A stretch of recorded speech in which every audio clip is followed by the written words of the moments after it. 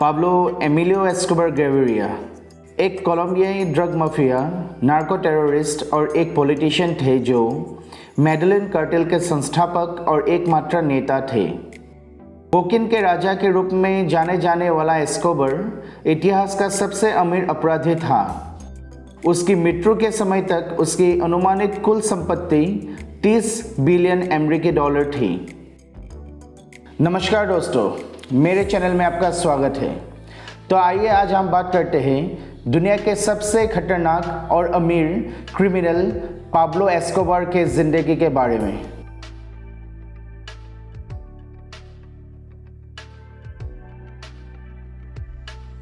Pablo का जन्म Rio Negro में हुआ था। वो 7 बच्चों में से तीसरे थे और पड़ोसी शहर मेडेलिन के गरीबी में पले बढ़े। उनके पिता एक छोटे किसान थे और उनकी माँ एक टीचर थी। वो आपराधिक गतिविधियों में शामिल होने लगा। अवैध सिगरेट और नकली लॉटरी टिकट बेचने के साथ साथ मोटर वाहन चोरी करने लगा। 1970 के दशक की शुरुआत में उसने विभिन्न ड्रग तस्करों के लिए काम करना शुरू कर दिया। अक्सर लोगों का अपहरण करता था और फिरौती के लिए उन्हें पकड़ता था।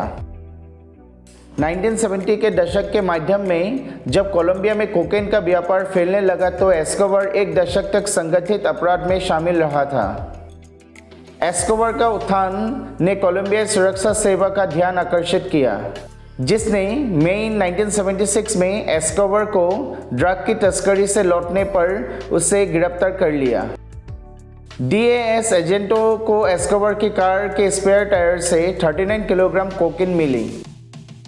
एस्कोबार मुकदमे से पहले जज को बदलने में कामयाब रहा और दूसरे जज को रिश्वत दी, इसलिए वो अन्य कैदियों के साथ रिहा हो गया। अगले वर्ष एस्कोबार को गिरफ्तार करने वाले एजेंट की हत्या कर दी गई।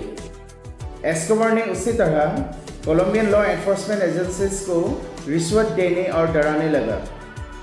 कोलंबिया में सार्वजनिक अधिकारियों और राजनीतिक उम्मीदवारों को रिश्वत देने की उनकी रणनीति और साथ ही उन लोगों की हत्या के लिए हिटमैन भेजना जिन्होंने उनकी रिश्वत को अस्वीकार कर दिया।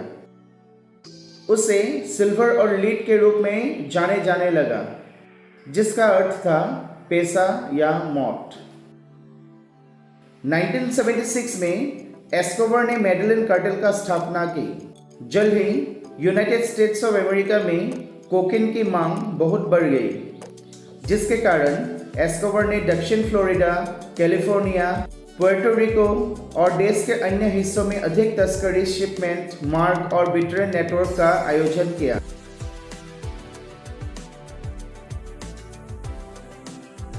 परिणाम स्वरूप वो जल्द ही दुनिया का सबसे अमीर लोगों में से एक बन गया। लेकिन उसने लगातार घरेलू और विदेश में प्रतिद्वंदी कार्टेल से लड़ाई की, जिससे काफी लोग मारे गए और पुलिस अधिकारियों, न्यायाधीशों, स्थानीय लोगों और प्रमुख राजनेताओं की हत्या हुई, जिससे कोलंबिया दुनिया की हत्या की राजधानी बन गया। एस्कोबार का बिजनेस इतना बड़ा और इतना ऑर्गेनाइज था कि उसने अपने कोकीन को यूनाइटेड स्टेट्स ऑफ अमेरिका में ले जाने के लिए विमानों, हेलीकॉप्टरों, कारों, ट्रकों और नावों के अलावा 2 सबमरीन भी खरीदी। एस्कोबार जल्द ही एंटियोक्विया में कई मिलियन डॉलर में जमीन खरीदने में सक्षम हो गया, जिस पर उसने हेसिएंडा नेपोलिस का निर्माण किया। उनके द्वारा बनाया गया आलीशान घर में एक चिड़ियाघर, एक झील, एक मूर्तिकला उद्यान, एक निजी बुल रिंग और उनके परिवार और कार्टेल के लिए अन्य सुविधाएं शामिल था।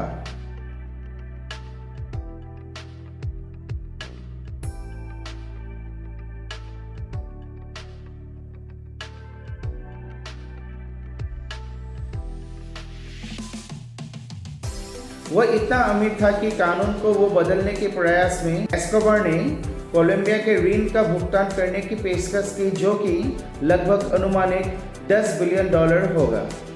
एस्कोबार अपने पैसे रखने के लिए इस्तेमाल होने वाले रबर बैंड पर प्रति माह लगभग $2500 खर्च करता है।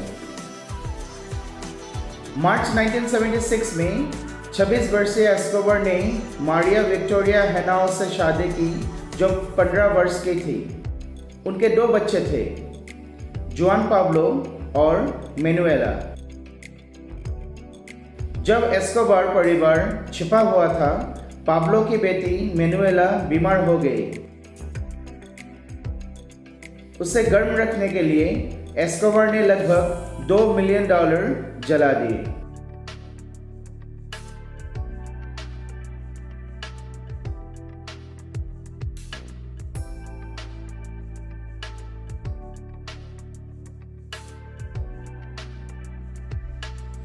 एस्कोबार कोलंबिया में चैरिटी में भी शामिल था और अपनी कोकेन प्रयोगशाला में कर्मचारियों को अच्छा भुगतान करता था। एस्कोबार ने मेडेलिन के कुछ सबसे गरीब इलाकों के विकास में लाखों खर्च किए। उन्होंने सड़क, बिजली लाइनों और फुटबॉल मैदान बनाने में मदद की। उनके चैरिटी के लिए उन्हें रॉबिन हुड पैसा के नाम से जाना जाता था।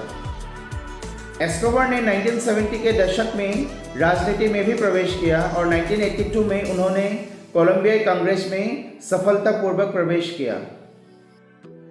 एस्कोबार की प्रतिद्वंदी लारा वोनिला ने कांग्रेस के पहले दिन से ही एस्कोबार पर आपराधिक गतिविधियों का आरोप लगाया। Liberal leader Luis Carlos Galan ने एस्कोबार को राजनीतिक दल से निष्कासित कर दिया।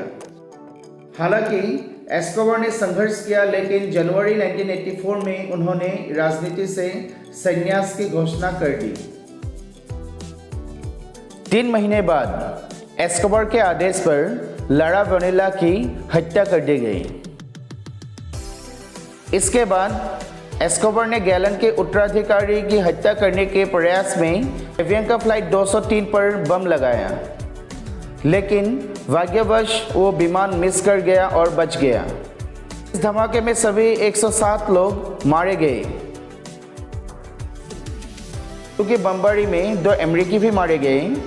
इसलिए अमेरिकी सरकार ने सीधे हस्तक्षेप करना शुरू कर दिया।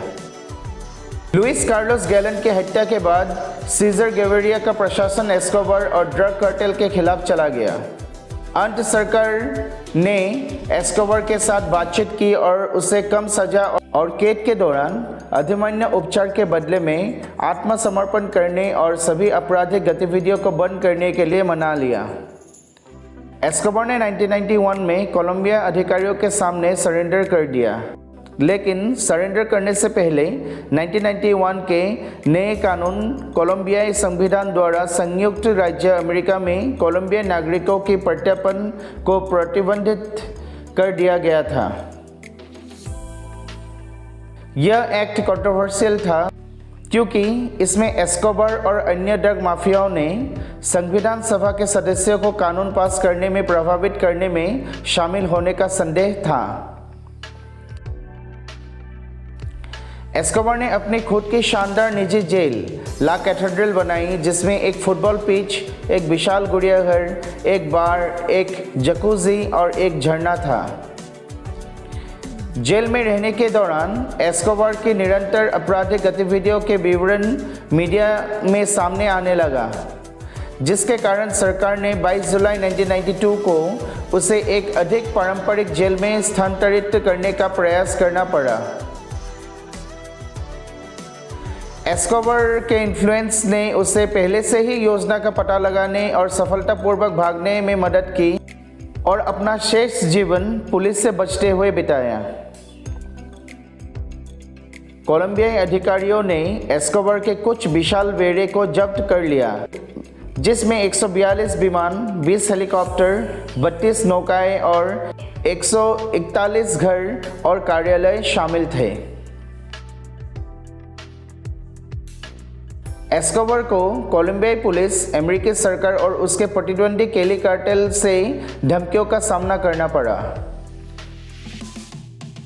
2 दिसंबर 1993 को यूनाइटेड स्टेट्स ऑफ अमेरिका द्वारा प्रदान की गई तकनीक के उपयोग करके कोलंबियाई विशेष बलों द्वारा एस्कोबार को मेडेलिन के एक मिडिल क्लास रेसिडेंशियल एरिया के एक घर में पाया गया था। पुलिस ने एस्कोबार को गिरफ्तार की कोशिश की, लेकिन स्थिति तेजी से गोलीबारी तक बढ़ गई। छत से भागने की कोशिश करते समय एस्कोबार की गोली मारकर हत्या कर दी गई। उनके धड़ और पैरों में गोलियां लगी और एक गोली उनके कान में लगी, जिससे उसकी मौत हो गई। एस्कोबार की मृत्यु के बाद उनका परिवार 1995 में कोलंबिया से भागकर मोजाम्बिक चले गए, फिर वहां से ब्राज़ील और फिर अर्जेंटीना में बस गया। एस्कोबार की मृत्यु के बाद हेसेंडा नेपोलिस को खेत, चिड़ियाघर और घर को सरकार ने एक्सटेंशन डी डोमिनियो नामक कानून के तहत कम आय वाले परिवारों को दे दिया था। संपत्ति को एक थीम पार्क में बदल दिया गया, जो चिड़ियाघर के दृश्य वाले 4 लग्जरी होटलों से घिरा हुआ था। एस्कोबार कई पुस्तकों का विषय रहा है। एस्कोबार पर 2 प्रमुख फीचर फिल्में एस्कोबार और किलिंग पाब्लो की घोषणा 2007 में की गई थी। एस्कोबार की कहानी को दर्शाने वाली 2 सीजन की एक नेटफ्लिक्स ओरिजिनल टेलीविज़न सीरीज बनाया गया, जिसका नाम नार्कोस था। यह 2015 में रिलीज हुई थी, जिसमें ब्राज़ीलियन अभिनेता वैगनर मोरा ने पाब्लो का रूप में अभिनय किया था। तो मेरे प्यारे दोस्तों, आज के वीडियो में बस इतना ही। मिलते हैं आपसे अगले वीडियो में कुछ ऐसे ही इंटरेस्टिंग और इन्फॉर्मेटिव कंटेंट के साथ। अगर वीडियो अच्छा लगे तो लाइक और शेयर कीजिए, और अगर चैनल पे नए हैं तो सब्सक्राइब कीजिए। धन्यवाद।